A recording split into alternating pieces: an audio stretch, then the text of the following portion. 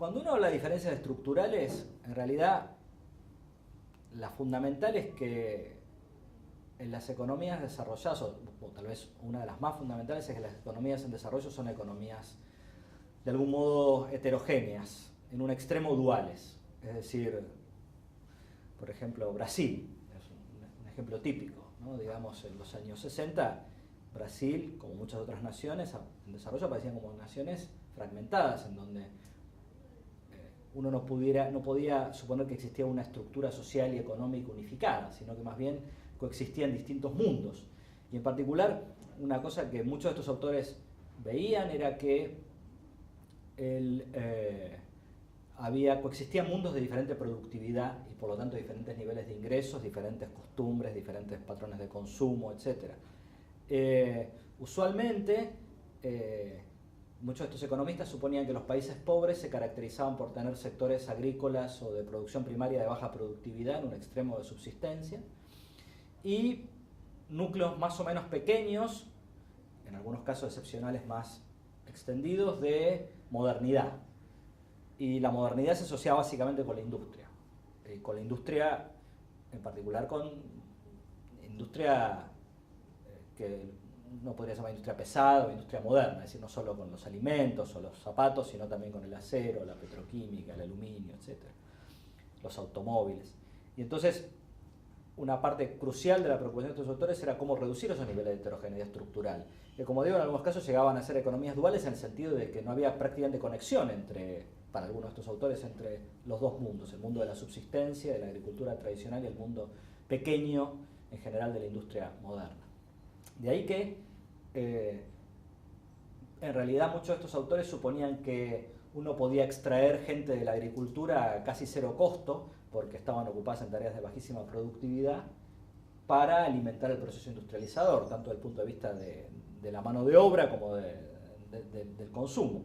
Y en realidad esta fue la solución que imaginaron varias décadas atrás algunos autores soviéticos cuando se planteaban cómo industrializar la Unión Soviética, ¿no? Es decir, la idea de que el subdesarrollo en buena medida es un proceso por el cual uno trata de superar la heterogeneidad estructural, el dualismo, por medio de la construcción de una industria moderna. La otra diferencia estructural crucial, como decía, es que tiene que ver con la cuestión de la inserción de la División Internacional del Trabajo. Muchos de estos autores, como Prebisch, por ejemplo, entre otros, tenían un cierto pesimismo acerca de que los países en desarrollo, librados a su propio curso, pudieran convertirse en países exportadores de productos industriales. Y más bien sentían como que habían llegado tarde a la División Internacional del Trabajo y que ya estructuralmente estaba todo armado de algún modo, para decirlo simplificadamente, para que se perpetúe una división del trabajo entre países exportadores de materias primas y países exportadores de productos industriales. Esto es que entonces una segunda diferencia estructural es la manera en que estos países se insertan en la economía mundial, asociado al comercio, y también, más tardíamente, en algunos otros autores tal vez más radicales, asociados con la teoría de la dependencia, también al hecho de que los países en desarrollo eran países que eran mercados apetecibles para empresas transnacionales que aprovechaban allí su capacidad de producir con tecnologías modernas, productos de frontera, no disponibles o que no eran posibles de ser replicados por empresas locales, pero usualmente había una gran desconfianza acerca de que estas empresas transnacionales pudieran reemplazar a las empresas domésticas como motores del desarrollo capitalista sustentable, dado que en muchas ocasiones se las veía más bien como otro canal de lo que podríamos llamar el imperialismo, por lo menos en la jerga de los autores de la teoría de la dependencia, de extracción del excedente de los países pobres a los países ricos. Pero sin llegar a esta posición tal vez más extrema con relación al menos la precaución frente a las empresas transnacionales, también estaba claro que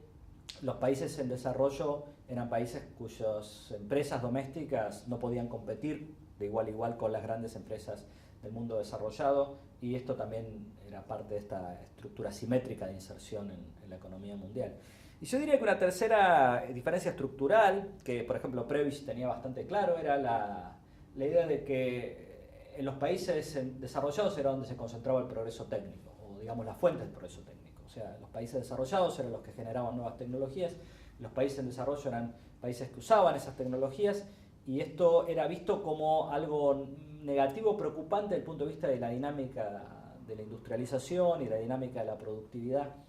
desde el punto de vista de que la idea era que los países desarrollados, al tener de algún modo el monopolio del progreso tecnológico, eran capaces de apropiarse las rentas de ese progreso tecnológico, mientras que los países en desarrollo estaban sometidos a jugar en un mundo de exportación de productos primarios con competencia vía precios, y eran por lo tanto incapaces de retener la renta primaria, la renta del suelo, para sus propias economías. Entonces, digamos que al menos uno podría detectar esas tres asimetrías fundamentales: las economías duales o con alta heterogeneidad estructural, la